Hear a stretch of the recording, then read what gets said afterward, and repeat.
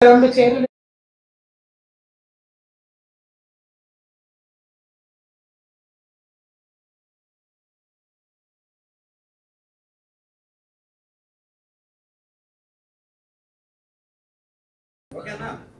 జై తెలంగాణ ఓకేనా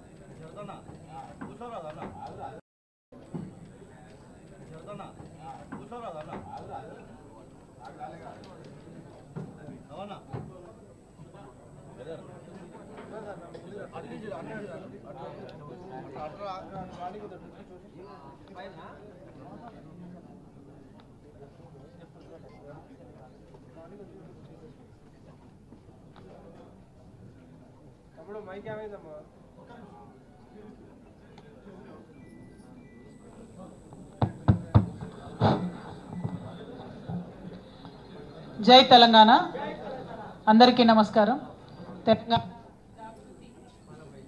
జనంబాట కార్యక్రమంలో భాగంగా మరి తెలంగాణ వ్యాప్తంగా ఉన్నటువంటి అన్ని జిల్లాల పర్యటన చేస్తున్నాం అందులో భాగంగా ఖమ్మం జిల్లాకు రావడం జరిగింది మరి ఖమ్మం జిల్లాలో మీ అందరికీ తెలుసు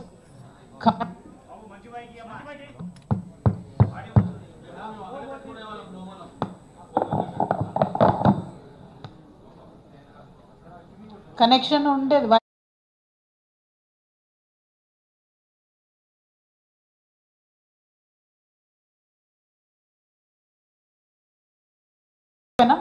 నాట్ బ్యాడ్ తెలంగాణ జాగృతి జనంబాట కార్యక్రమంలో ఖమ్మం జిల్లాకు వచ్చినాం మరి ఖమ్మం జిల్లా అంటే తెలంగాణ రాష్ట్ర వ్యాప్తంగా మీ అందరికీ తెలుసు ఒక ప్రత్యేకమైనటువంటి ఆలోచన సరళి ఉండేటటువంటి జిల్లా ఎప్పటికప్పుడు తన ప్రత్యేకతను చాటుకునేటటువంటి జిల్లా మరి ఈ జిల్లా మనకు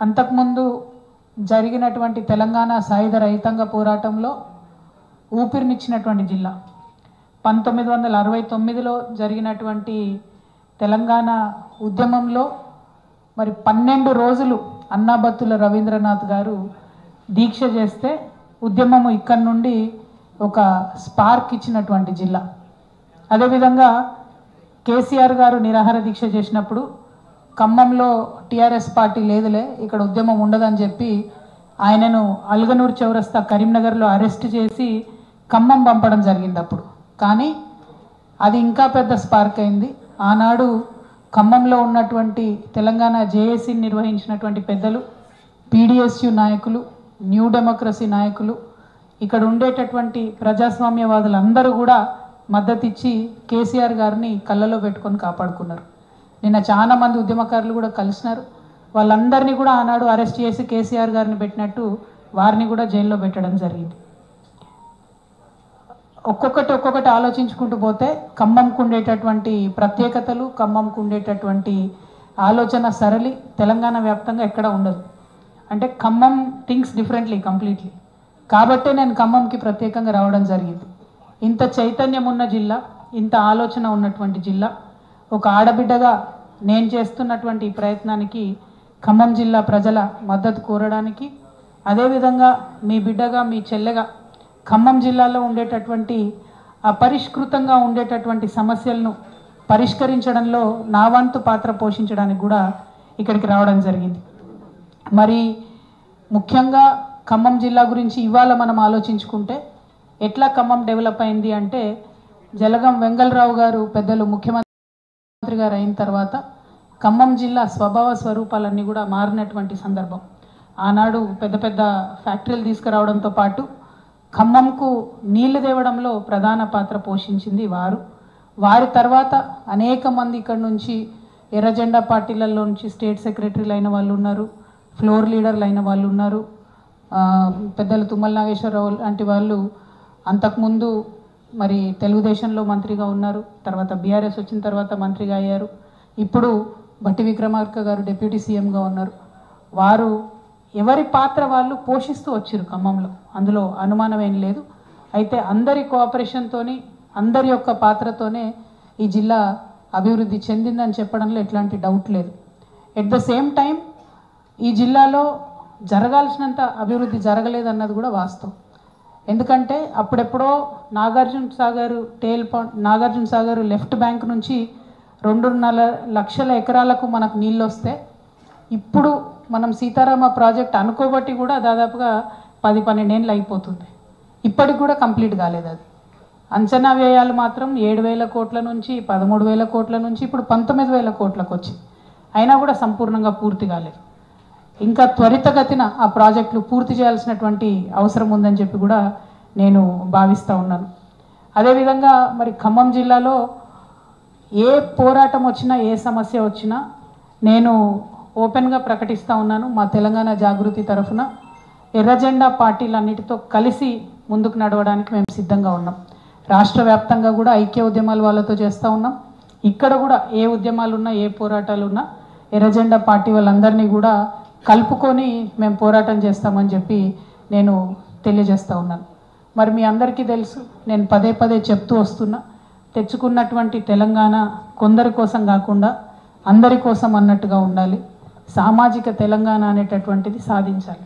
మరి ఏంటిది సామాజిక తెలంగాణ? ఖమ్మం జిల్లా ప్రజలకు సామాజిక తెలంగాణ ఎట్లా ఉపయోగపడుతుంది అంటే, ఖమ్మం జిల్లా స్వభావాన్ని మీరు ఆలోచించుకుంటే చాలా బ్యూటిఫుల్గా ఉంటుంది. ఇక్కడ ఆంధ్ర సంస్కృతి ఉంటుంది, తెలంగాణ సంస్కృతి ఉంటుంది, గిరిజన సంస్కృతి ఉంటుంది, ఆదివాసీ సంస్కృతి ఉంటుంది, అన్నీ కలిసి ఉంటాయి. కానీ ఖమ్మం జిల్లాలో నాయకత్వం ఎవరికి వచ్చింది అని ఒకసారి ఆలోచించుకుంటే కేవలం ఒక బీసీ బిడ్డకు ఇప్పటి వరకు మంత్రి పదవి వచ్చింది మొత్తం ఇన్నేళ్ల చరిత్రలో. అంటే అది పెరగాల్సిన అవసరం ఉంది. ఆడబిడ్డలకు ఎంతమందికి వచ్చిందని ఆలోచించుకుంటే ఒక్కరో ఇద్దరు అని చెప్పేటట్టు ఉంది తప్పితే పవర్ఫుల్ పొజిషన్స్ ఎవరికి వచ్చింది లేదు. పోనీ యువకులు కంప్లీట్గా ఏమాత్రం పొలిటికల్ బ్యాక్గ్రౌండ్ లేని వాళ్ళు ఎంతమంది పైకి వచ్చిరు అంటే వేళ్ళ మీద లెక్క పెట్టుకునేటట్టు ఉంది. సో ఈ పార్టీ ఆ పార్టీ అని కాదు, బీఆర్ఎస్ కావచ్చు, టీడీపీ కావచ్చు, కాంగ్రెస్ కావచ్చు, ఎవరైనా సరే పొలిటికల్ బ్యాక్గ్రౌండ్ లేని వాళ్ళకి, ఎటువంటి ఆధారం లేని వాళ్ళకు, కేవలం ప్రజల మధ్యలో ఉండే వాళ్ళకి అవకాశాలు రావాల్సినటువంటి అవసరం ఉంది. దానికోసం ప్రయత్నం చేస్తాం. అది రాజకీయంగా, ఉద్యోగపరంగా, విద్యాపరంగా ఖచ్చితంగా మార్పులు రావాలి ఈ రాష్ట్రంలో. నిన్న నేను వెళ్ళి ఒక స్కూల్ చూసి వచ్చిన, సత్తుపల్లి నియోజకవర్గం టేకులపల్లి గ్రామంలో స్కూల్ చూసి వచ్చిన. అది ఎప్పుడో పెద్దలు రామిరెడ్డి వెంకటరెడ్డి గారు ఉన్న టైంలో కట్టినటువంటి హాస్టల్ బిల్డింగ్. ముంగట్నేమో మోడల్ స్కూల్ కొత్తది ఉంది, కేసీఆర్ గారు కట్టించింది. వెనక మాత్రం పాత హాస్టల్ బిల్డింగ్ ఉంది. ఒక్కసారి ఇమాజిన్ చేయండి అన్న, మనం నిద్రపోతుంటే పైనుంచి పైకప్పు ఎప్పుడు ఊడిపడుతుందో తెలియనటువంటి పరిస్థితులలో అక్కడ ఆడపిల్లలు దాదాపు 150 మంది ప్రాణాలు అరచేతిలో పెట్టుకొని ఉంటా ఉన్నారు. నిజంగా నిన్న స్కూల్ సందర్శన చేస్తూ ఉంటే మాతో వచ్చినటువంటి చాలామంది కళ్ళనీళ్ళు పెట్టుకున్నటువంటి పరిస్థితి. అంత దారుణంగా ఆ స్కూల్ ఉంది. అంటే నేను ఒక చిన్న మాట ఏమంటా అంటే, నేను కూడా 20 సంవత్సరాల నుంచి పాలిటిక్స్లో ఉన్నా కానీ ఈ 7,000 కోట్లది, 13,000 కోట్లయి, 19,000 కోట్లయి ఒక ప్రాజెక్టు కోసం మనం 10 ఏళ్ల నుంచి ప్రయత్నం చేస్తున్నాం. ఒక 2 కోట్లు పెట్టి కొత్త building కట్టించుకోలేమా?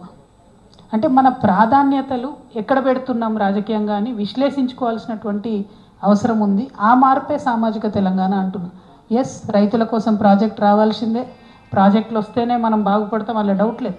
At the same time ఒక 2 కోట్లు, ఇది 20,000 కోట్లతో ప్రాజెక్టు కడుతున్నాం, ఒక 2 కోట్లు, 1 కోటి రూపాయలు పెట్టి ఇట్లాంటి బిల్డింగ్స్ రిపేర్ చేసుకుంటే 200 మంది ఆడపిల్లలు గుండె మీద చేసుకొని నిద్రపోతారు అనేటటువంటిది నా ఆలోచన.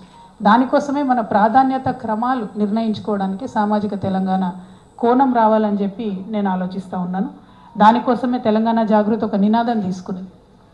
అవకాశం, అధికారం, ఆత్మగౌరవం. అవకాశం రావాలి, అప్పుడు అధికారం వస్తుంది, తద్వారా ఆత్మగౌరవం వస్తుంది. ఇది ఊరికే తీసుకోలేదు. ఫ్రెంచ్ విప్లవం స్ఫూర్తి నుంచి, తెలంగాణ సాయుధ రైతాంగ పోరాట స్ఫూర్తి నుంచి, మలిదశ తెలంగాణ ఉద్యమ స్ఫూర్తి నుంచే ఈ నినాదం తీసుకొని బయటకు వెళ్ళినాం. దానికోసం ఖచ్చితంగా ప్రయత్నం చేస్తాం. ఇది సాధించే క్రమంలో మరి బీఆర్ఎస్ పార్టీ పనిచేసిందా చేయలేదా? మీరు కూడా మొన్నటిదాకా అందులోనే ఉన్నారు. ఎస్, కొంతవరకు ఖచ్చితంగా పనిచేసింది. గ్రామ స్థాయి నుండి క్షేత్రస్థాయిలో మార్కెట్ కమిటీలలో మొట్టమొదటిసారి ఎస్సీ ఎస్టీ బీసీలకు అవకాశం కల్పించింది కేసీఆర్ గారే.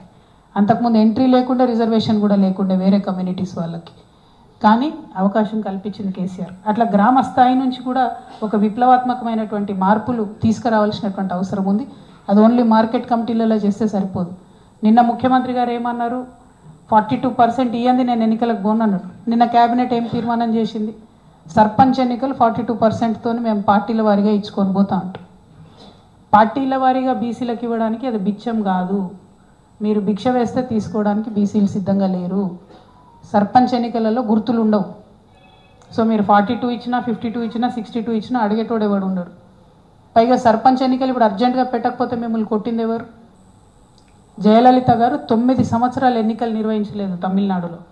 అప్పుడు పివి నరసింహారావు గారు ప్రెషర్లోకి వచ్చి అప్పుడు 9th షెడ్యూల్లో పెట్టుకొని మనం దాన్ని రిజర్వేషన్లు వాళ్ళు తమిళనాడులో సాధించుకున్నారు.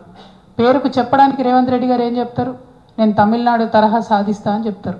ఒక్క స్టెప్ తీసుకున్నారా మీరు తమిళనాడు వాళ్ళలాగా? కనీసం ఢిల్లీలో పోయి ఒకసారి మోడీ గారికి ఒక వినతి పత్రం ఇచ్చిరా మీరు? పోయినరు 2 సార్లు దొంగ దీక్షలు చేసి వచ్చేసిండ్రు కాంగ్రెస్ వాళ్ళు.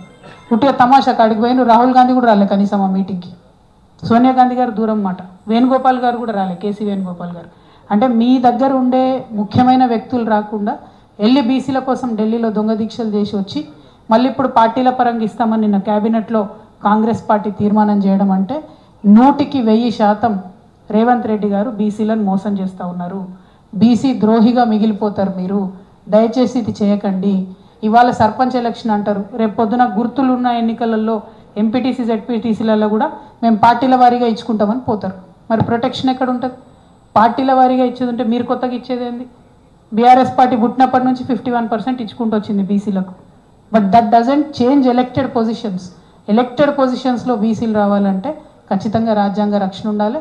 దానికోసం ముఖ్యమంత్రి గారు ప్రయత్నం చేయాలి. ఈ సర్పంచ్ ఎన్నికలు పెట్టడం అన్నది కరెక్ట్ కాదు. ఇది బీసీ సమాజానికి కాంగ్రెస్ పార్టీ చేస్తున్న ద్రోహంగా చరిత్రలో నిలిచిపోతుందని కూడా నేను ఈ సందర్భంగా తెలియజేస్తూ ఉన్నా. అదేవిధంగా నిన్న మేము మా ప్రయాణం మొదలుపెట్టినప్పటి నుంచి ఫస్ట్ మధిర నుంచి ప్రారంభించాం. మధిరలో డిప్యూటీ సీఎం గారు ఉన్నారు కాబట్టి అభివృద్ధి చాలా గట్టిగా ఉంటుందనే అనుకున్నాం. కాకపోతే మధిరలో చాలా ప్రాబ్లమ్స్ ఉన్నాయి. మున్సిపాలిటీలో అందరూ కూడా ప్రజలు చెప్తా ఉన్నారు, మా గ్రామ పంచాయతీ ఉన్నప్పుడే బాగుండే, ఇప్పుడు మున్సిపాలిటీ అయినాక ఇంకా రకరకాల ఇబ్బందులు ఉన్నాయని చెప్తున్నారు. ఆ ఇబ్బందులు లేకుండా త్వరితగతిన పూర్తి చేస్తారని చెప్పి మేము డిప్యూటీ సీఎం గారిని డిమాండ్ చేస్తూ ఉన్నాం. ఎట్ ద సేమ్ టైం అంతకుముందు బీఆర్ఎస్ కట్టినటువంటి 100 పడకల హాస్పిటల్ను 2 సంవత్సరాల నుంచి బట్టి విక్రమార్క గారు తాళమేసి పెట్టిండ్రు. కేవలం బీఆర్ఎస్ పార్టీ క్రెడిట్ పోవద్దని. కానీ ఇబ్బంది పడేది మీ మధిర ప్రజలన్న విషయం దయచేసి బట్టి విక్రమార్క గారు గమనించుకొని త్వరితగతిన హాస్పిటల్ ఓపెన్ చేయాలని కోరుతా ఉన్నాం. మీ మధిర నియోజకవర్గంలో జూనియర్ కాలేజ్ చాలా భయంకరమైన పరిస్థితిలో ఉంది. దయచేసి త్వరితగతిన దానికి నిధులు మంజూరు చేయాలని చెప్పి డిప్యూటీ సీఎం గారిని డిమాండ్ చేస్తూ ఉన్నాం. అదేవిధంగా మధిరలో జమలాపురం టెంపుల్కి వెళ్ళినాం మేము. అది తెలంగాణ తిరుపతిగా పిలుస్తారు, 1000 సంవత్సరాల చరిత్ర ఉన్న టెంపుల్. కానీ ఇంతవరకు బీఆర్ఎస్ కావచ్చు, కాంగ్రెస్ కావచ్చు, ఎవ్వరు కూడా టెంపుల్ అభివృద్ధికి ₹1 కూడా ఇవ్వలేదు. అక్కడ వాళ్ళందరూ కూడా డిమాండ్ చేశారు, ప్రభుత్వం నుంచి మాకు వసతులు కావాలి, ఇక్కడ ఇంకా ఫెసిలిటీస్ కావాలి, మమ్మల్ని పట్టించుకుంటలేరని డిమాండ్ చేసిండ్రు. మీరు డిప్యూటీ సీఎంగా ఉన్నారు కాబట్టి, చేయగలిగే పరిస్థితిలో ఉన్నారు కాబట్టి జమలాపురం వెంకటేశ్వర స్వామి వారికి మరి కొంత ఆదాయాన్ని సమకూర్చాలి, వసతులు సమకూర్చాలని డిప్యూటీ సీఎం గారిని నేను డిమాండ్ చేస్తూ ఉన్నాను. అదేవిధంగా 26 సంవత్సరాల నుంచి లెదర్ పార్క్ కోసం అక్కడ భూమి ఇచ్చి ఉన్నారు. అక్కడ మొత్తం ఆ మెంబర్స్ అందరు కూడా చుట్టుపక్కల ఉన్న 13 గ్రామాల వాళ్ళు కూడా లెదర్ పార్క్ ప్రారంభించాలని అడుగుతున్నారు. కానీ అక్కడ గ్రామస్తులేమో దాన్ని వ్యతిరేకిస్తున్నారు, మాకు వాసన వస్తుందేమో, స్మెల్ వస్తుందేమో అని. నేను డిప్యూటీ సీఎం గారిని కోరేది ఒకటే, ఆ భూమి దళితులకు ఇచ్చి ఉన్నారు, ఆ సొసైటీలో ఉన్నది. కాబట్టి మరి ఇంకేమన్నా ఇండస్ట్రీ పెట్టగలుగుతారా? ఎట్లా అక్కడ ఉండేటటువంటి గ్రామాల్లో ఉన్న ప్రజలకు హెల్ప్ చేస్తారు? ఏదో ఒక పరిశ్రమ తీసుకొచ్చి ఉద్యోగాల కల్పన చేయాలని చెప్పి నేను డిప్యూటీ సీఎం గారిని డిమాండ్ చేస్తూ ఉన్నాను. అట్లానే మరి అదే నియోజకవర్గంలో నిన్న పాతర్లపాడు అనేటటువంటి గ్రామానికి వెళ్ళి రావడం జరిగింది. మరి అక్కడ సామినేని రామారావు గారు అనేటటువంటి పెద్ద మనిషిని దారుణంగా హత్య చేసి చంపి కూడా 20 రోజులు అయిపోతా ఉంది. ఈ 20 రోజులలో కనీసం పోలీసు వాళ్ళు ఎఫ్ఐఆర్ల పేర్లు నమోదైనటువంటి వాళ్ళని కూడా విచారించలేదని చెప్పి అక్కడ ఉన్న వాళ్ళు చెప్తా ఉన్నారు. ఇది చాలా తీవ్రంగా పరిగణించాల్సినటువంటి విషయం. ఎందుకంటే రాజకీయ హత్యల్లో ఇది మొదటిది కాదు, ఇది మూడవది. డిప్యూటీ సీఎం గారి కాన్స్టిట్యున్సీలో 3వ రాజకీయ హత్య జరిగితే కూడా పోలీసులు మౌనం వహించడం అన్నది డెఫినెట్గా మంచిది కాదు. తెలంగాణలో మనం ఇట్లాంటి రాజకీయాలు ఎంకరేజ్ చేయడం అన్నది కరెక్ట్ కాదని చెప్పి నేను డీజీపీ గారిని డిమాండ్ చేస్తూ ఉన్నాను. డీజీపీ గారు ప్రత్యేక శ్రద్ధ తీసుకోవాలి. ఈ సామినేని రామారావు గారి మర్డర్ మీద, అంతకుముందు జరిగినటువంటి 2 హత్యల మీద కూడా వారు తక్షణం దృష్టి సారించాలి. నేను రేపు ఖచ్చితంగా డీజీపీ గారిని అపాయింట్మెంట్ కోరుతాను. సామినేని రామారావు గారి కుటుంబ సభ్యుల్ని, మా జాగృతి సభ్యుల్ని అందరినీ తీసుకొని హైదరాబాద్లో డీజీపీ గారిని కూడా మేము కలుస్తాం. ఇంతటితో వదిలిపెట్టాం. హత్యా రాజకీయాలు అన్నది తెలంగాణకు మంచిది కాదు. దీని వెనుక ఎంత పెద్దవాళ్ళు ఉన్నా కూడా నిష్పక్షపాతంగా ఇన్వెస్టిగేషన్ చేయాలని చెప్పి నేను పోలీస్ వాళ్ళని డిమాండ్ చేస్తూ ఉన్నాను. అదేవిధంగా సత్తుపల్లిలో ఇంతకుముందు నేను చెప్పినట్టు బాలికల పాఠశాల చూసిన తర్వాత అక్కడ కనీసం వాచ్మెన్ కూడా లేనటువంటి పరిస్థితి ఉన్నది. నేను ఎస్పీ గారికి, కమిషనర్ గారికి ఇమీడియట్గా మాట్లాడి రిక్వెస్ట్ చేశాను. కనీసం కొన్ని రోజులైనా సెక్యూరిటీ పెట్టండి సార్, ఫుల్ ఫ్లెజ్డ్గా ఫంక్షన్ అనే వరకు. మరి ఆయన ఏం చేశారో తెలియదు. కలెక్టర్ అనుదీప్ గారికి కూడా మాట్లాడడం జరిగింది. మరి వారు కూడా ఇమీడియట్గా ఖాళీ చేయించండి, దయచేసి టెంపరీగానే ఆడపిల్లలు వేరే దగ్గర పెట్టమని చెప్పాం. అది ఏం చేశారో తెలియదు. దాన్ని కూడా మా జాగృతి లోకల్ నాయకులు ఫాలో అప్ చేస్తారు. ఆ తర్వాత సింగరేణిలో జలగం వెంగళరావు ఓసీపీకి వెళ్ళినాం. అక్కడ కాంట్రాక్ట్ కార్మికులకు సంబంధించినటువంటి కష్టాలు ఉన్నాయి, వాటి మీద కంటిన్యూస్గా ఫైట్ చేస్తాం. అదేవిధంగా రేపు సింగరేణి భవన్, హైదరాబాద్లో ఉన్న సింగరేణి భవన్ ముట్టడి కూడా మేము పిలుపునిచ్చినాం. ప్రత్యేకించి ఏదైతే డిపెండెంట్ ఉద్యోగాలు ఉన్నాయో అది పోగొట్టే విధంగా కాంగ్రెస్ పార్టీ వ్యవహారం చేస్తూ ఉంది కాబట్టి ఆ వైఖరికి వ్యతిరేకంగా రేపు హైదరాబాద్లో సింగరేణి భవన్ను కూడా ముట్టడిస్తూ ఉన్నాం. మరి సీతారామ ప్రాజెక్టు సత్తుపల్లిలో మేము చూసి రావడం జరిగింది. టన్నెల్ వర్క్ ఎట్లా అవుతుందని చెప్పి అది ఫినిష్ అవ్వడానికి ఇంకొక సంవత్సర కాలం పట్టేటట్టు కనబడతా ఉన్నది. Work as of now progress అవుతుంది, కానీ ఇంకా సంవత్సర కాలం పడితే మరి ఇంకా ఎస్టిమేట్లు ఎంత పెరుగుతాయి, నిజంగా రైతులకు నీళ్ళు వస్తాయా రాదా అనేది ఒక సమస్య అయితే, ఈ సీతారామ ప్రాజెక్టులో 3.5 లక్షలు నాగార్జున సాగర్ ఆయకట్టు స్థిరీకరించడానికి 3.5 లక్షలు కొత్త ఆయకట్టు ఇవ్వడానికి అని చెప్పారు. అయితే దీంట్లో ఏంటి ప్రాబ్లం అంటే భద్రాద్రి కొత్తగూడెం వాళ్ళకి ఎవరికి కూడా ఒక చుక్క కూడా నీళ్ళు వస్తలేదు. ప్రాజెక్టులో ఉన్న 3 సైట్లు భద్రాద్రి కొత్తగూడెం జిల్లాలో ఉన్నాయి. సో ఆ జిల్లా ప్రజలు డిమాండ్ చేస్తూ ఉన్నారు సీతారామ ప్రాజెక్ట్ ద్వారా మాకు కూడా లాభం జరగాలని. అదేవిధంగా మహబూబాద్ జిల్లాలో డోర్నకల్లో కూడా నీళ్ళు వస్తలేవని అక్కడ ప్రజలు అడుగుతూ ఉన్నారు. సో సీతారామ ప్రాజెక్టు చేస్తున్నటువంటి మనం ఏమన్నా వారికి సహాయం చేయగలుగుతామా ఆలోచించాలని చెప్పి నేను ఇక్కడ ఉన్నటువంటి 3 మంత్రులు ఉన్నారు, వారందరినీ కూడా కోరుతూ ఉన్నాను. అదేవిధంగా తర్వాత నిన్న రాత్రి మాకు మదన్ లాల్ గారి ఇంట్లోనే ఆశ్రయం ఇవ్వడం జరిగింది వైరా గత శాసనసభ్యులు. మరి వైరా కూడా విజిట్ చేసాం, అక్కడ వెజిటేబుల్ మార్కెట్ చూసి వచ్చాం. అక్కడ వైరా వెజిటేబుల్ మార్కెట్ అయినా, ఇక్కడ ఖమ్మంలో కానాపురం దగ్గర కట్టినటువంటి ఇంటిగ్రేటెడ్ మార్కెట్ అయినా పూర్తి కాకుండా ఉంది. దాంతో ప్రజలు ఇబ్బంది పడుతూ ఉన్నారు. మరి ఆ వెజిటేబుల్ మార్కెట్ వెంటనే పూర్తి చేయాలని డిమాండ్ చేస్తున్నాం. అట్లానే ఈ పల్లిపాడు టు ఎంకూరు హైవే ఏదైతే ఉందో వైరాలో, దానిలో 2 హై లెవెల్ బ్రిడ్జెస్ అవసరం ఉన్నాయి. ఒకటి అంజనాపురం దగ్గర, ఇంకోటి లాలాపురం దగ్గర. వాటిని త్వరితగతిన పూర్తి చేయాలని డిమాండ్ చేస్తున్నాం. అక్కడ పరిశ్రమలు లేవని చెప్పి ప్రజలంతా కూడా ఫీల్ అవుతున్నటువంటి సందర్భం ఉంది.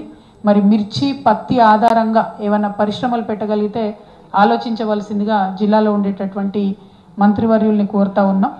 మరి ఖమ్మంలో చూసుకుంటే నిన్న అమరవీరుల స్తూపం దగ్గర నుండి వచ్చినాం. అక్కడ ఉన్నటువంటి ఉద్యమకారులందరూ కూడా డిమాండ్ చేసిండ్రు, ఏదైతే కాంగ్రెస్ ప్రభుత్వం మాకు ప్రామిస్ చేసిందో 250 గజాలు ఇస్తామని చెప్పి, పెన్షన్ ఇస్తామని చెప్పి, ఉద్యమకారులకు గుర్తింపు కార్డు ఇస్తామని చెప్పి, అమరవీరుల కుటుంబాలను ఆదుకుంటామని చెప్పి వీటి మీద పోరాటం చేయవలసిందిగా వారు సూచించారు. వారి సూచనలకు అనుగుణంగా మేము ఈ పోరాటాన్ని ఇంకా పెద్ద ఎత్తున ఉధృతంగా తీసుకెళ్తాం. ప్రతి ఉద్యమకారుడికి 250 గజాలు వచ్చేంత వరకు కూడా విశ్రమించకుండా పనిచేస్తామని ఈ సందర్భంగా తెలియజేస్తూ ఉన్నాం. అదేవిధంగా ఖమ్మంలో పెద్దలు పద్మశ్రీ అవార్డు గ్రహీత వనజీవి రామయ్య గారు మరణం చెందిన తర్వాత మరి ప్రభుత్వం అధికారికంగా వారి ఫ్యూనరల్ చేస్తుందని మేము అనుకున్నాం. ఎందుకు చేయలేదని మేము కూడా ఆశ్చర్యానికి గురైనాం. మరి వనజీవ రామయ్య గారి స్మృతిని నిరంతరం కొనసాగించే విధంగా మరి మంచి పెద్ద ఈకో పార్క్ ఏదైనా నిర్మిస్తే ఆ ఈకో పార్కుకి ఖచ్చితంగా వనజీవి రామయ్య గారి పేరు పెట్టాలని చెప్పి నేను ఈ సందర్భంగా డిమాండ్ చేస్తున్నాను. అట్లానే పాలేరులో మేము జేఎన్టీయూని విజిట్ చేస్తాం. తర్వాత అసలు ఖమ్మానికి యూనివర్సిటీయే లేదు.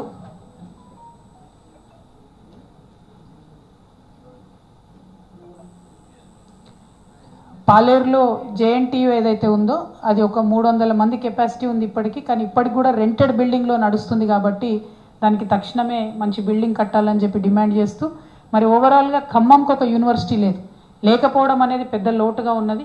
ఖమ్మంకి యూనివర్సిటీ సాధించుకోవాలి. 3 మంత్రులు ఉన్నటువంటి ఈ జిల్లాలో ఒక యూనివర్సిటీ తీసుకొస్తే మీ పేరు నిలబడిపోతుందని ఈ సందర్భంగా మంత్రుల్ని కూడా నేను డిమాండ్ చేస్తూ ఉన్నా. అయితే ఖమ్మం జిల్లాలో ఉన్న సమస్యలు ఏంది చెప్పమని ఎవరిని అడిగినా ఒకటే అంటున్నారు, పేరుకే 3 మంత్రులు ఉన్నారు, ఒకరికొకరికి సమన్వయం లేదు. వీళ్ళు ఎవరేం చెప్తున్నారో అధికారులకు అర్థమైతే లేదు. అధికారుల మీద ఒత్తిడి తీవ్రమై అభివృద్ధి పనులు మాత్రం తగ్గుతూ ఉన్నాయని చెప్పి చెప్తా ఉన్నారు. 1. 2, ఏదైతే ఇందిరమ్మ ఇల్లు ఇస్తామని చెప్పి అధికారంలోకి వచ్చారో కేసీఆర్ గారు బీఆర్ఎస్ హయాంలో 5,34,000 రూపాయలు ఒక అర్బన్ హౌస్కి ఇచ్చేవాళ్ళు. ఇప్పుడు వీళ్ళేం చేసిర్రు, కాంగ్రెస్ పార్టీ వచ్చిన తర్వాత దాన్ని 34,000 కట్ చేసి 5 లక్షలకే ఇందిరమ్మ ఇల్లు అని చెప్పారు. ఓకే, దాంట్లోంచి ఏం చేసిండ్రు, ఇప్పుడు 75,000 ఎన్ఆర్ఈజీఎస్ మహాత్మా గాంధీ ఉపాధి హామీ పథకం కింద దాన్ని అటాచ్ చేసారు. దాంతో ఏమవుతుంది, ఇల్లు కట్టుకునే వాళ్ళకి ఆ 75,000 రాకుండా పోతున్నది. కాబట్టి ఇల్లు ఎవరికైతే వచ్చింది కూడా కాంగ్రెస్ వాళ్ళకే ఇచ్చుకున్నారు, కార్యకర్తలకు. ఆల్మోస్ట్ ఎవ్రీ విలేజ్లో 5-10 మందికి వాళ్ళకే ఇచ్చుకున్నారు. కానీ వాళ్ళ కాంగ్రెస్ కార్యకర్తలకు కూడా ఆ చివరి బిల్లు రాకుండా ఉండిపోతున్నది, ఇబ్బంది జరుగుతూ ఉంది. కాబట్టి ఇందిరమ్మ ఇండ్ల మీద స్పెషల్గా ఒకసారి రివ్యూ చేయాలని చెప్పి నేను ఇక్కడ ఉండేటటువంటి మంత్రివర్యులందరినీ కూడా కోరుతా ఉన్నాను. మరి ఖమ్మం టౌన్లో మొత్తంగా కూడా మొన్న మున్నేరు వరద వచ్చిన తర్వాత మునిగిపోయినటువంటి కాలనీలు ఉన్నాయి.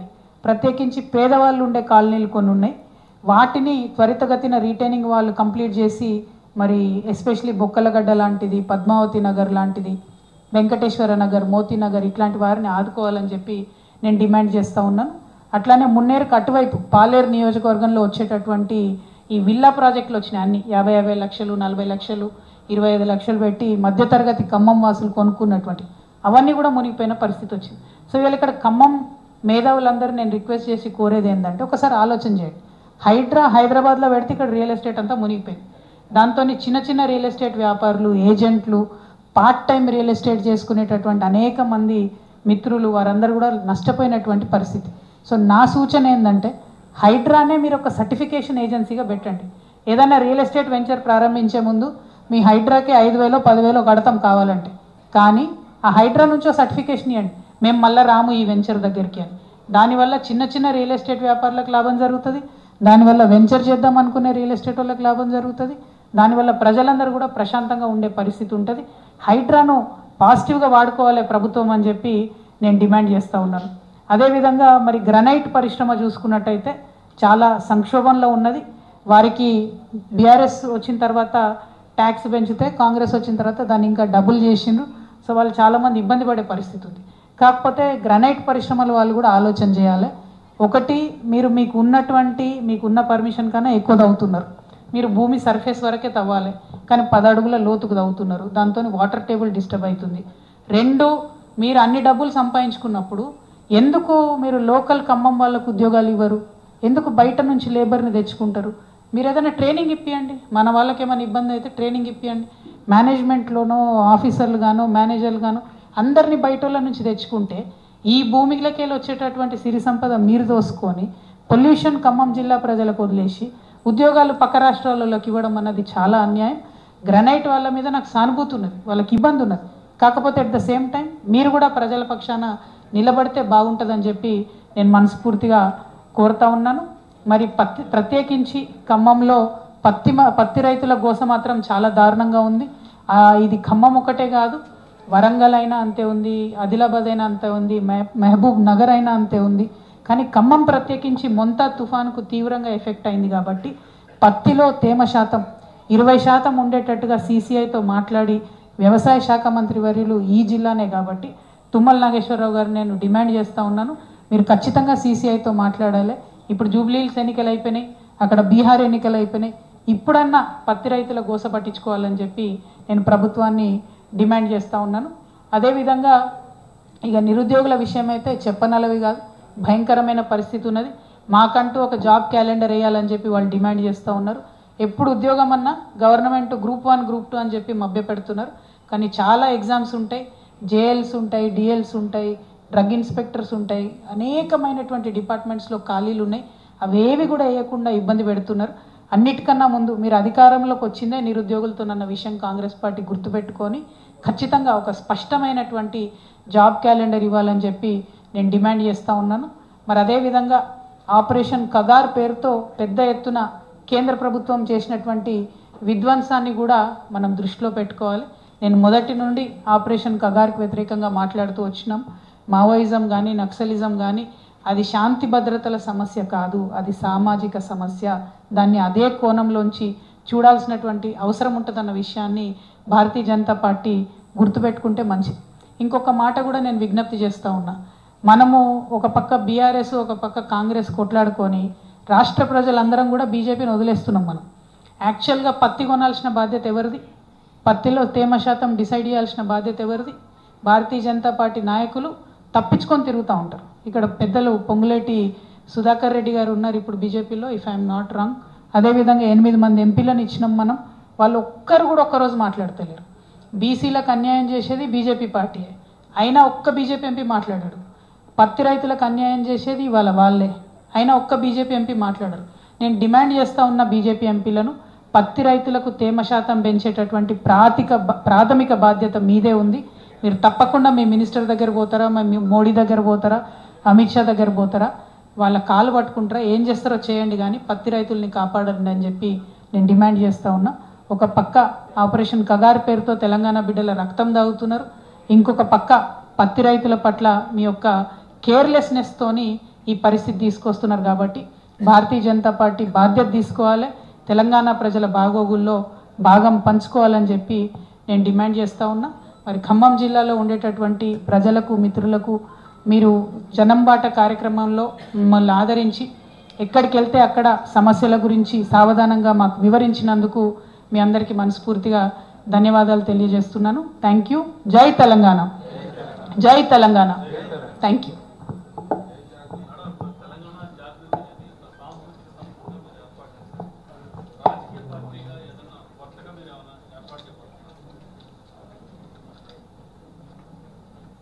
జై తెలంగాణ. రాజకీయ పార్టీల గురించి ఇప్పుడెప్పుడే ఆలోచన చేస్తలేమన్నా, ఎందుకంటే ఇవాళ ప్రశ్నించే వాళ్ళు లేకుండా పోయినారు. ప్రతిపక్షమైనా నిద్రపోతున్నటువంటి పరిస్థితి, పాలకపక్షమైనా నిద్రపోతున్నటువంటి పరిస్థితి. ప్రతిపక్షంలో ఉండి బాగా అనుభవజ్ఞులైనటువంటి కేసీఆర్ గారు, బీఆర్ఎస్ పార్టీ కూడా 20 ఏళ్ల తర్వాత కూడా అనేక తప్పుల వల్ల ఇలా 3rd టైం ఓడిపోయినాం అనుకుంటా ఉన్నా నేను. అందులో ప్రత్యేకించి ఈ జిల్లాకు సంబంధించి తుమ్మల నాగేశ్వరరావు గారు లాంటి ఎఫెక్టివ్ లీడర్ని వదులుకోవడం వల్లనే 3వ సారి అధికారంలోకి రాలేకపోయినామని చెప్పి నేను బలంగా నమ్ముతా ఉన్నా. ఎందుకంటే ఎప్పుడైతే తుమ్మల నాగేశ్వరరావు గారు బయటకు వెళ్ళిపోయినారో ఆ తర్వాత రాష్ట్రంలో వాతావరణం బిల్డ్ అయిపోయింది, వారిని వదులుకున్నది బీఆర్ఎస్ పార్టీ. సో అంత అనుభవజ్ఞులే అన్ని తప్పులు చేసిండ్రు. సో నేను పార్టీ పెట్టాలంటే చాలా ఇంకా నేర్చుకోవాలి, ప్రజల దగ్గరికి వెళ్ళాలి, ప్రజా సమస్యలు గుర్తించాలి, ప్రతి జిల్లాకు తిరగాలి. అంతకుముందు నన్ను నిజామాబాద్లోనే కట్టేసిర్రు. సో నిజామాబాద్లోంచి ఇప్పుడు నేను బయటకు వచ్చి ఒక్కొక్క జిల్లాకు వచ్చి అందరినీ మళ్ళీ కలుస్తున్నా. మా జాగృతిని మళ్ళీ నిర్మించుకుంటున్నాం. జాగృతి క్యాడర్ నిర్మించుకోవడంతో పాటు నేను అక్కడ ఆయా జిల్లాల్లో స్థానికంగా ఉండేటటువంటి సమస్యల మీద అండర్స్టాండింగ్ తెచ్చుకుంటాను. నేను పార్టీ అనేది పెట్టినప్పుడు ఖచ్చితంగా అది ప్రజల పక్షాన, ప్రజలకు ఒక వజ్రాయుధం లాంటి పార్టీని నిర్మించే ఆలోచనలో ఉన్నాను తప్పితే ఏదో పార్టీ పెట్టుకున్నామా, ఒక దాంట్లో పోటీ చేసినామా, తెల్లారి మాయమైపోయినామా, రేపు పొద్దున ఇంకోటి మాట్లాడినామా అన్నది కాకుండా ఒక స్టాండర్డ్ ఆల్టర్నేటివ్ పాలిటిక్స్ ఈ రాష్ట్రంలో నిర్మించాలి. అది పార్టీ పెడితేనే ఉండదు, పార్టీ పెట్టకుండా కూడా బోల్డంత రాజకీయాలు చేయొచ్చు. తెలంగాణ జాగృతి పుట్టినప్పటి నుంచి కూడా రాజకీయ అంశాల పట్లనే మాట్లాడుతున్నాం. తెలంగాణ ఉద్యమంలో కూడా మేము రాజకీయ అంశాలే మాట్లాడినాం. సో ఇప్పుడు కూడా రాజకీయ అంశాలే మాట్లాడతాం. పార్టీ పెట్టేది ఉంటే మంచిగా డంకా బజాయించి హైదరాబాద్లో ప్రెస్ మీట్ పెట్టి మీ అందరికీ చెప్పి పెడతాం. కాకపోతే చాలా ఇంకా నేర్చుకునేది ఉంది, చాలామందిని కలిసేది ఉంది. ఇప్పుడు ఉండేటటువంటి ప్రభుత్వాలు, అది కేంద్ర రాష్ట్ర ప్రభుత్వాల మీద ఒత్తిడి పెంచేది ఉంది కాబట్టి ఆ పనిలో ప్రస్తుతానికి బిజీగా ఉన్నాం, ఆ పని కొనసాగిస్తాం. Thank you.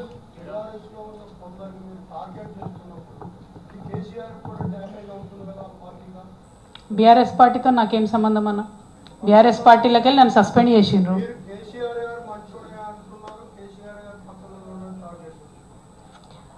అన్న ఒక్క మాట చెప్తా, ఒక నాయకుడి కింద, ఒక పార్టీ కింద నేను 20 సంవత్సరాలు పనిచేస్తాను. బయటకు వచ్చి ఆ నాయకుడు మంచివాడు కాదని చెప్పే అంత నీచమైన సంస్కృతి ఎవరికి ఉండకూడదు. పార్టీలోంచి నీ అంతటి నువ్వు వెళ్ళిపోయినా నోరు మూసుకొని ఉండాలి, ఎందుకంటే ఆ పార్టీలో మీరు చాలా రోజులు పనిచేశారు కాబట్టి. కానీ నా అంతటి నేను రాలే బయటికి, నన్ను బయటకు వేసిర్రు. నన్ను బయటకు వేయడంలో కొంతమంది కుట్ర చేసిర్రు, అది వాస్తవం. సో నా మీద ఎవరైతే కుట్ర చేశారో వాళ్ళ మీద ఖచ్చితంగా నేను మాట్లాడతా కదన్న. అది పాలిటిక్స్ కాదు. పెద్ద నాయకుడు కేసీఆర్ గారు, వారు లేకపోతే తెలంగాణ వచ్చేదే కాదు. వారు వచ్చారు కాబట్టి ఇవాళ ఖమ్మం టౌన్ డెవలప్ అయిందంటే అది 101% కేసీఆర్ గారు చొరవని, అది మీకు కూడా తెలుసు. ఖమ్మం టౌన్ ఇవాళ ఎక్కడికి పోయినా అద్భుతంగా హైదరాబాద్లో కనబడుతుంది. వెడల్పు రోడ్లు, పెద్ద బిజినెస్ సెంటర్లు వచ్చినాయంటే కేవలం బీఆర్ఎస్ పాలన వల్లనే వచ్చింది. అది కేసీఆర్ గారి ఆలోచన వల్ల మాత్రమే వచ్చింది. సో కేసీఆర్ గారు నేనేమనట్లే, ఎందుకేమనట్లే, ఆయన ఇట్లాంటి చిన్న చిన్న విషయాలు పట్టించుకోడు. కాకపోతే నన్ను కుట్ర చేసి నా కుటుంబానికి, నా పార్టీకి కాకుండా చేసిన వాళ్ళని డెఫినెట్గా అంటా కదన్న. మీరున్న అంటారు నా ప్లేస్లో, అనరా చెప్పు, నేను మనిషినే కదా. కాబట్టి అంతే తప్పితే అది కూడా నేను ఒకటి మళ్ళీ గుర్తుపెట్టుకోండి అన్న, నేను ఎక్కడ కూడా వితౌట్ ప్రూఫ్ ఎవరి మీద కూడా అలిగేషన్ చేయను. నా జీవితంలో చేయలేదు, చేయను. సో రేపైనా సరే ఎవరి మీద మాట్లాడినా సరే ఖచ్చితంగా ప్రూఫ్తోనే మాట్లాడతాను. ఇప్పుడు నేనేం చెప్పా, తుమ్మల నాగేశ్వరరావు గారు లాంటి పెద్ద నాయకుడిని వదులుకోవడం 101% బీఆర్ఎస్ పార్టీ చేసిన మిస్టేక్. దానివల్ల 2 నష్టాలు జరిగినాయి పార్టీకి. ఒక వాతావరణం ఏర్పడింది రాష్ట్ర వ్యాప్తంగా, ఇది అందరు పెద్ద నాయకులు వెళ్ళిపోతున్నారు అనేటటువంటి, అది కరెక్ట్ కాదు కదా. అంత ఎక్స్పీరియన్స్ ఉన్న వాళ్ళు ఎక్కడ దొరుకుతారు? ఉన్నప్పుడు వాళ్ళని కాపాడుకోగలగాలి. సో ఇప్పుడు నన్ను 20 ఏళ్ళు పనిచేసి నన్ను బయటకు పంపించారు. సో అదే పార్టీలో ఉన్న వాళ్ళు ఆలోచించారు, అన్న వాళ్ళ బిడ్డనే బయటకు పంపించారు, మా సంగతి ఏంది అనుకోరా? అనుకుంటారు కదా. సమయం సందర్భం వచ్చినప్పుడు ఎగ్జిబిట్ చేస్తారు ఎవరన్నా కూడా. ఇప్పుడు ఇమీడియట్గా రేపు తెల్లారికల్లా రిజల్ట్ తెలియదు. మొన్న జూబ్లీహిల్స్లో తెలిసింది ఏమైంది, ఎందుకు జరగలేదు? మరి ఇంత వ్యతిరేకత ఉంది కాంగ్రెస్ పార్టీ అంటే. ఏ ఊర్లకు పోయినా కూడా నోరు తెరిస్తే ఫస్ట్ లకారంతో స్టార్ట్ చేసి తిడుతున్నారు. అయినా ఎట్లా గెలుస్తుంది అన్న జూబ్లీహిల్స్లో అన్ని వేల మెజార్టీతో? సో ప్రతిపక్షాలు, BJP utter flop, failure, BRS not up to the mark. కాబట్టి దాన్ని ఇంప్రూవ్ చేసుకోవాలి.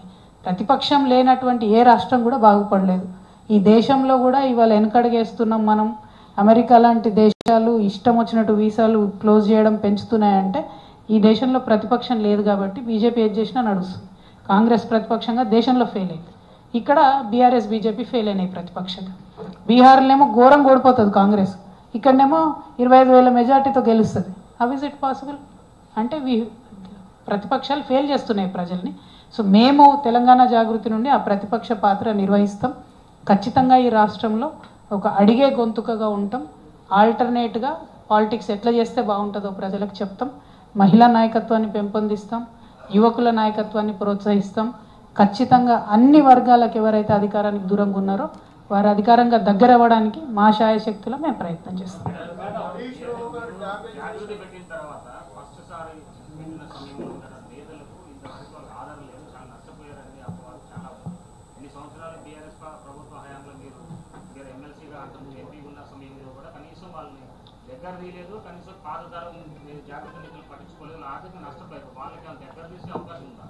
అంటే ప్రధానంగా ఒకటి బ్రదర్, మీరు కరెక్ట్ క్వశ్చన్ అడిగారు.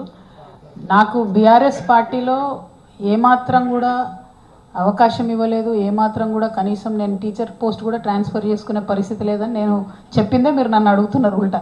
సో నా వెనక ఉన్నాడు ఎవరన్నా మనిషి అంటే వాడిని తీసి పక్కకు పడేసి, నా వెనక ఉండి లాభం పొందిన కొంతమంది ఇలా బీఆర్ఎస్లో ఉండిపోయారు, నాతో రాలే. ఇక ఇక్కడ ఉన్న బ్యాచ్ అంతా కూడా ఎవరికి ₹1 లాభం జరగని వాళ్ళంతా ఇక్కడ ఉన్నారు, ఉద్యమకారులంతా ఇక్కడ ఉన్నారు, బీటీ బ్యాచ్ అంతా అక్కడనే ఉంది, యూటీ బ్యాచ్ అంతా ఇక్కడ ఉంది. సో నేను అనేది ఒకటే, నేను జాగృతి సంస్థలో ఉన్నా లేకున్నా, పార్టీలో ఎంపీగా ఉన్నా లేకున్నా, నా దగ్గరికి ఎవరన్నా వచ్చి ఒక రిక్వెస్ట్ చేస్తే నా శాయశక్తిలో ప్రయత్నం చేశా హెల్ప్ చేయడానికి. అది ఇప్పుడు కూడా చేస్తా, రేపు కూడా చేస్తా. As a politician that is my rule. But నాతో పనిచేసిన, జాగృతిలో పనిచేసినటువంటి నాయకులకు, కార్యకర్తలు బీఆర్ఎస్ పార్టీ నుంచి ఎటువంటి ఆదరణ కూడా లభించలేదు. జాగృతి వాళ్ళు అనగానే పక్కకు పెట్టడము, హేళన చేయడం. ఎందుకంటే మేము చేసినటువంటి ఉద్యమాలు మర్చిపోయినారు, మేము ఉద్యమంలో చేసినటువంటి కాంట్రిబ్యూషన్ మర్చిపోయినారు. అధికారంలోకి వచ్చినాక పక్కనున్న వాళ్ళే వాళ్ళకు గుర్తున్నారు. నేను ఎప్పుడైనా దగ్గర తీసా బ్రదర్. ఎమ్మెల్యేలతో అడ్జస్ట్ అయిపోయిన వాళ్ళు వెళ్ళిపోయారు, లేదు మేము జాగృతి ఐడియాలజీకి కట్టుబడి ఉన్నాం అనుకునే వాళ్ళు ఉన్నారు, వాళ్ళు ఇక్కడే ఉన్నారు, నా చుట్టుపక్కలే ఉన్నారు.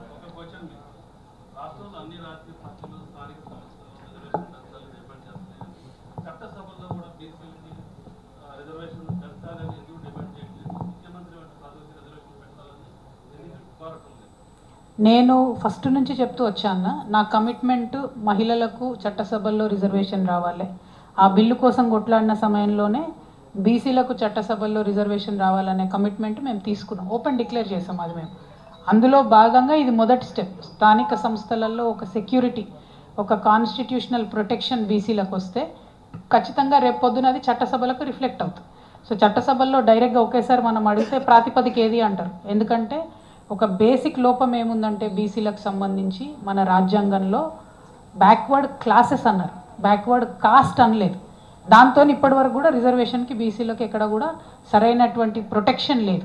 ఒక కేవలం వీపీ సింగ్ గారు ఇచ్చినటువంటి విద్యా ఉద్యోగాల్లో 27% తప్పితే పొలిటికల్గా ఎక్కడ ఇవ్వలేదు.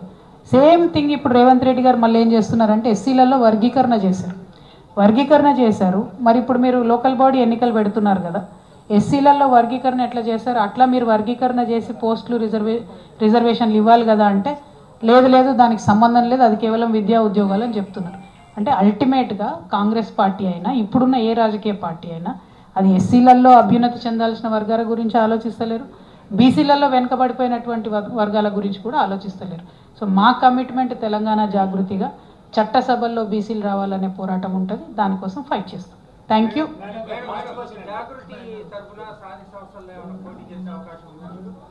ఓకే, ఇంకొకటి ఏంటన్నా క్వశ్చన్,